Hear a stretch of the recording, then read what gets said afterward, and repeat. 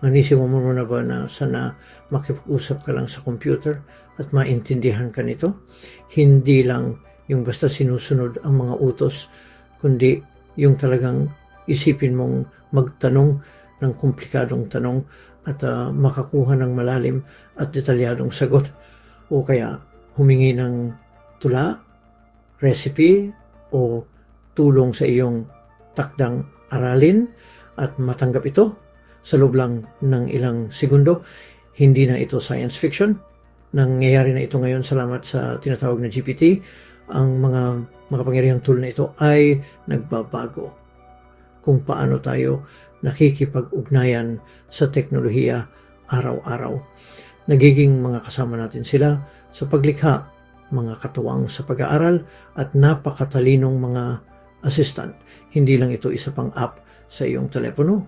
Ito ay isang bagong paraan ng paggawa ng mga bagay at nagsisimula pa lang ito. Kaya ano itong mahika na sinasabi ko? Malamang narinig mo na ang terminong AI o Artificial Intelligence na madalas nababanggit. Ang GPT ay isang particular na uri ng AI, isa sa mga pinaka-advanced at madaling gamitin na meron tayo ngayon. Isipin mo ito bilang isang napakatalinong utak na maaari mong ma-access sa pamamagitan ng iyong screen.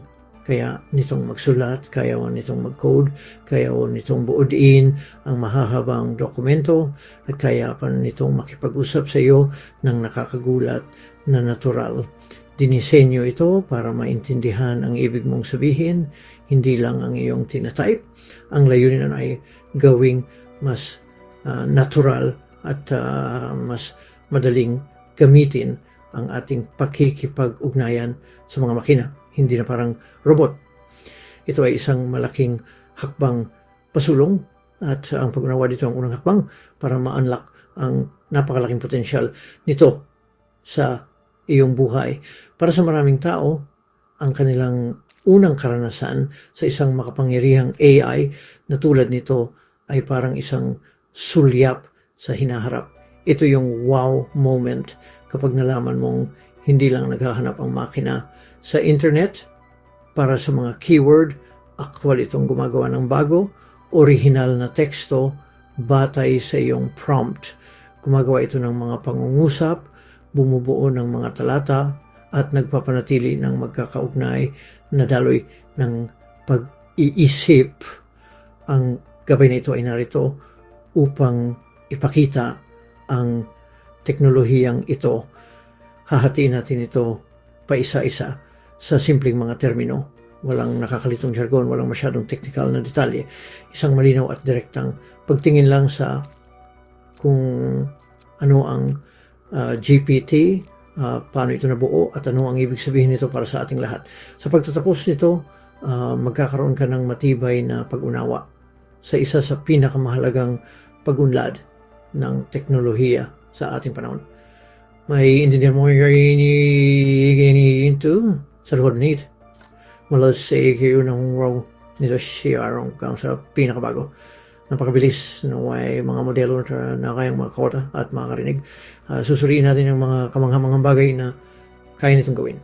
Mula sa pagtulong sa mga mag-aaral na matuto hanggang sa pagpapalakas sa mga negosyo na magpabago. Pag-uusapan din natin ang mga limitasyon nito dahil mahalagang malaman kung ano ang hindi nito kaya, pati na rin kung ano ang kaya nito. Kaya simulan na natin.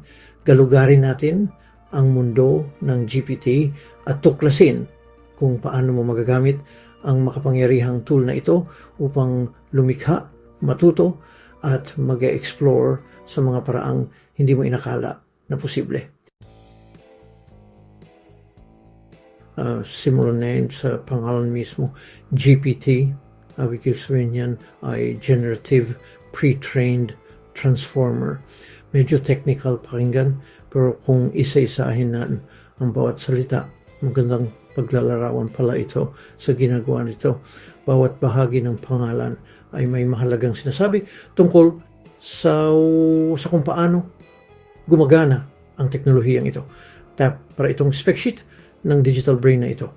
ang pag-unawa sa tatlong maliliit na salitang ito ang susi sa pag-unawa sa buong konsepto. Kaya isa-isahin natin ang mga ito at tingnan kung ano ang inilalantad nila tungkol sa panloob na paggana ng kahangahangang AI na ito. Mas simple ito kaysa sa iniisip mo at malaki ang tulong nito para mas maintindihan ng lahat. Una, meron tayong generative. Ito marahil ang pinakamahalagang bahagi. Ibig sabihin, kaya ng AI na gumawa o lumikha ng bago. Hindi lang ito basta kumukopya at nagpe-paste ng impormasyon mula sa isang website. Sa halip, gumagawa ito ng original na teksto, larawan o code mula sa simula, batay sa mga pattern na natutunan nito. Kapag hiniling mo itong sumulat ng maikling kwento tungkol sa isang robot na mahilig mag-garden, hindi ito naghahanap ng umiirol na kwento. Gumagawa ito para sa pangungusap, salita sa salita. Yung kakayahang lumikha na ito ang nagpapaging versatile at makapangyarihan sa mga GPT. Sila ay mga gumagawa ng nilalaman, hindi lang mga tagakuha ng impormasyon. Ang likas na kakayahang lumikha na ito ang naghihiwalay sa kanila mula sa mga lumang search engine. Susunod, mayroon tayong pre-trained. Sinasabi nito sa atin kung paano naging napakatalino ng AI. Bago ka pa man mag-type ng isang salita dito, dumaan na ang GPT sa matinding proseso ng pagsasanay. Binigyan ito ng napakaraming teksto at data mula sa internet. Isipin mo na parang nagbabasa ito ng malaking bahagi ng isang digital na library na naglalaman ng mga libro, artikulo, website, at marami pa. Sa yugto ng pre-training na ito, hindi ito natututo ng mga particular na katotohanan para sa pagsasaulo. Sa halip, natututo ito ng mga pattern ng wika ng tao, grammar, konteksto, estilo, at kung paano nagkokonekta ang mga ideya. Ang pagsasanay na ito ang nagbibigay dito ng malawak at malalim na pag-unawa sa mundo na nagpapahintulot dito na pag-usapan ng halos anumang paksa na maiisip mo. Sa wakas, mayroon tayong transformer. Ito ang pangalan ng espesyal na arkitektura o ang partikular na disenyo na nagpapaging posible sa lahat. Binuo ng mga mananaliksik ng Google noong 2017. Ang arkitektura ng transformer ay isang game changer. Pakahusay nito sa pag-unawa sa konteksto, sa mahabang serye ng teksto. Kaya nitong bigyan pansin ang lahat ng salita sa isang pangungusap ng sabay-sabay. Hindi na lang ang mga nauna. Nagpapahintulot ito na maunawaan ang mga komplikadong ideya, maintindihan ang mga nuances at masubaybayan ang usapan. Isipin mo ito bilang makina sa ilalim ng hood. Ito ang makapangyarihan, mahusay na sistema na nagpoproseso ng impormasyon at nagpapahintulot sa mga bahagi ng generative at pre-trained na magtulungan ng napakahusay. Yung kwentong GPT 2.4 na simuligi si sobrang talino na chatbot na saranayo nung ngayon. Nagsimula siya ito noong 2018 nang ipinakilala ng isang research lab na tinatawag na OpenAI ang unang bersyon, ang GPT-1. Kung ikukumpara sa ngayon, medyo basic pa lang ito. Ito ay isang matibay na patunay ng konsepto na nagpapakita na ang transformer architecture na ito ay maaaring gamitin upang maunawaan at makabuo ng wika. Ngunit limitado pa ito. Magaling ito sa pagtatapos ng mga pangungusap, ngunit nahihirapan ito sa mas mahaba at mas komplikadong gawain.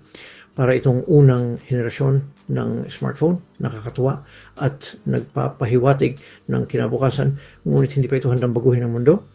Ito ang mahalagang unang hakbang sa isang napakahabang hagdan. Isang taon pagkatapos, noong 2019, mas naging interesante ang mga bagay-bagay sa paglabas ng GPT-2. Ito ay isang malaking pagunlad. Sinanay OCT sa mas malalaking data set workate at talawaran ng mas maraming parameter. Isipin siya ni mga parameter bilang pihita na dial na ginagamit ng AI para makagawa ng connection. Bigla ang AI ay nakakapagsulat ng mga balita, kwento, at sanaysay na mahirap ipagkaiba sa gawa ng tao. Sa katunayan, napakagaling nito. Kaya sa simula ay nag-alinlangan ang OpenAI na ilabas ang buong modelo dahil sa takot na magamit ito para makalikha ng maling impormasyon. Ito ang sandali na talagang nagsimulang magbigay pansin ang mundo. Ipinakita ng GPT-2 na ang pagbuo ng wika ng AI ay hindi lang isang bagong bagay. Ito ay nagiging isang seryosong makapangyarihang kasangkapan. Pagkatapos ay dumating ang 20 at kasama nito ang GPT-3. Ito ay isa pang napakalaking pagtalon sa sukat at kakayahan. Ang modelo ay mahigit 100 beses na mas malaki kaysa sa GPT-2 at ang mga kakayahan nito ay kamangha-mangha. Kaya nitong magsulat ng tula, magsalin ng mga wika, sumagot ng mga komplikadong tanong, at kahit magsulat ng gumaganang computer code. Ito ang version na nagpatakbo sa unang pampublikong paglabas ng ChatGPT.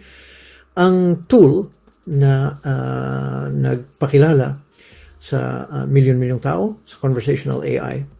Sa unang pagkakataon, sino man na may connection sa internet ay maaaring makipag-usap sa isang napaka-advanced na AI. Nagdulot ito ng pandaigdigang pag-uusap tungkol sa kinabukasan ng trabaho, pagkamalikhain at edukasyon na nagtakda ng yugto para sa revolusyon ng AI na nakikita natin ngayon. Hindi doon natapos ang pag-unlad. Ang GPT-4 na inilabas noong 2023 ay mas may kakayahan, maaasahan at malikhain. Mas mataas ang nakuha nitong puntos sa maraming profesional at akademikong pagsusulit na nagpapakita ng mas malalim na antas ng pangangatwiran.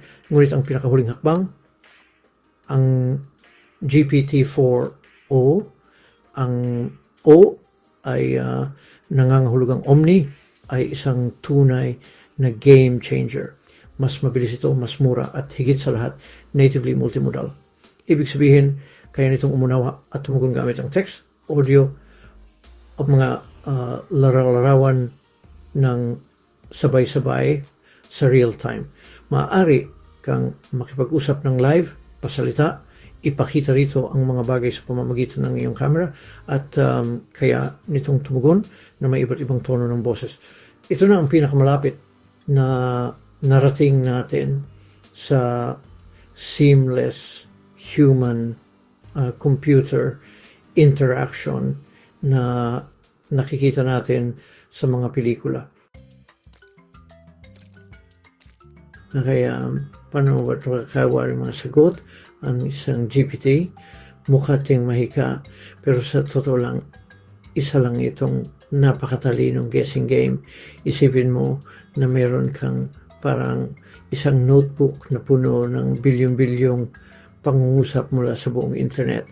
Kapag binigyan mo ang GPT ng isang tanong, tulad ng ang pinakamagandang bagay tungkol sa London, ay babasahin ito ang buong notebook para makita kung paano karaniwang tinatapos ng mga tao ang pangungusap na yun.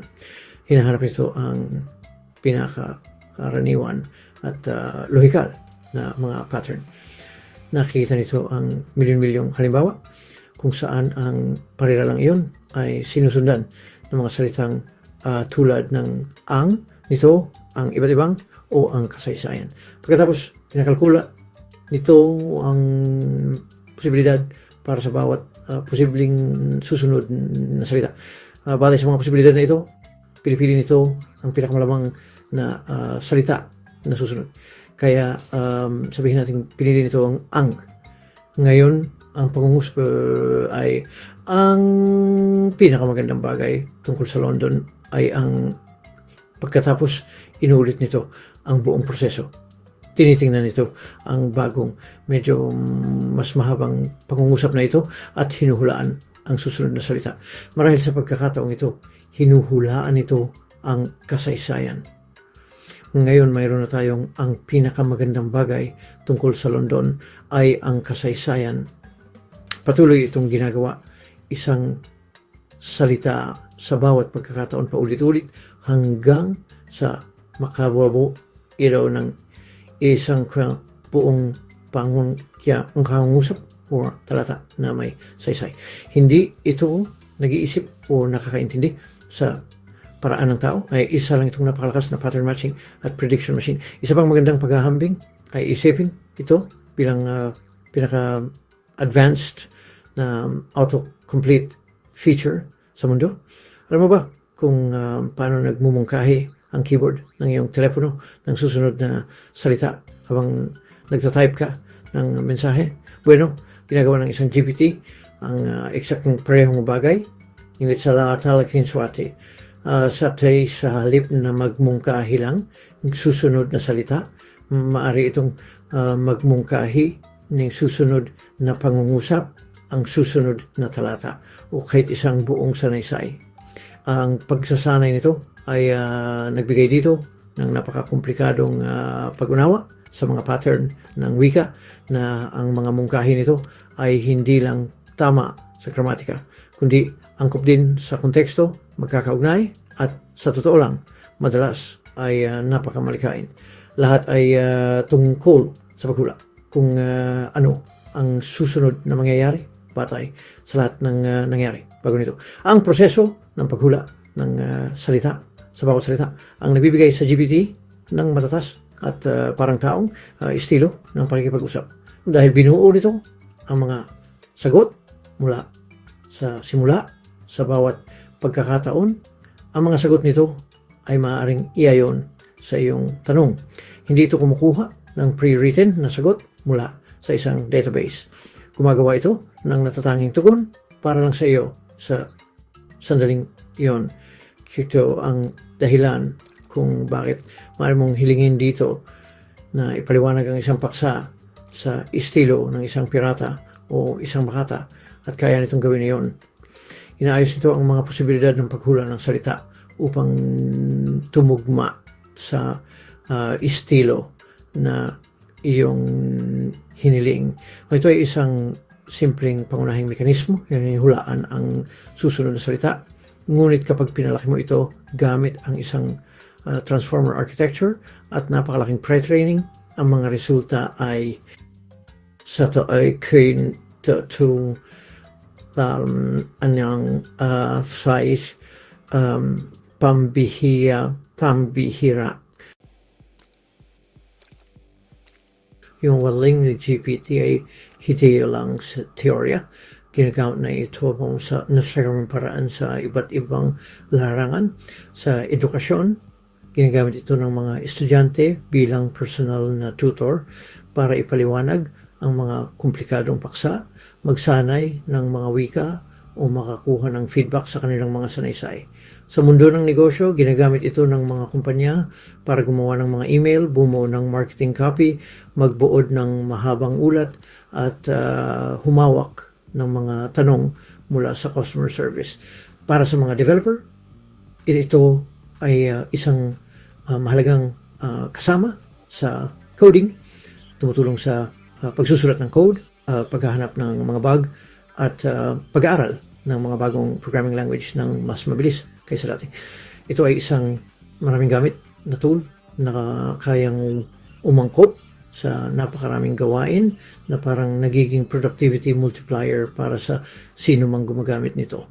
Gayunpaman, mahalagang tandaan kung ano ang hindi ang isang GPT. Hindi ito tao. Wala itong kamalayan, damdamin, o paniniwala. Hindi ito nakakaalam ng mga bagay sa paraan ng mga tao.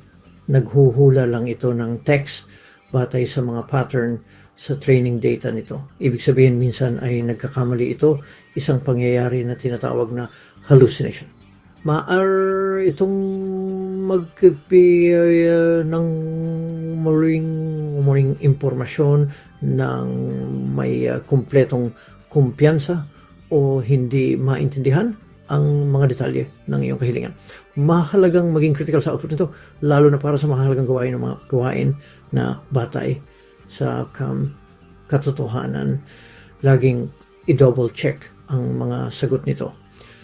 Isipin mo ito bilang isang napakatalinong intern, ngunit minsan ay hindi mapagkakatiwalaan, hindi isang oracle na nakakaalam ng lahat. Ang pinakabagong bersyon, ang GPT-4o, ay lalo pang nagtulak sa mga hangganan. Ang mga espesyal na omni na kakayahan nito ay nagpapaging mas natural ang interaksyon kaysa dati. Ang kakayahang magkaroon ng real-time pasalitang usapan kung saan nakikita nito ang emosyon sa iyong boses at tumutugon ng may sarili nitong boses ay isang malaking hakbang tungo sa mas intuitive na AI. Maaari mong ipakita dito ang live na video ng isang problema sa matematika na kinabibilangan mo. Maaasi ka nitong gabayan sa solusyon ng paunti-unti. Ang multimodality na ito, ang paghawak ng text, audio, visuals ng walang putol, ay nagbubukas ng isang bagong mundo ng mga posibilidad. Mula sa live na pagsasalin hanggang sa pagiging gabay para sa mga may kapansanan sa paningin. Ito ay mas mabilis, mas madaling gamitin, at mas parang tao kaysa sa anumang nakaraang bersyon. Sa pagtingin sa hinaharap, ang kinabukasan ay hindi tungkol sa tao laban sa AI, kundi mga tao kasama ang AI.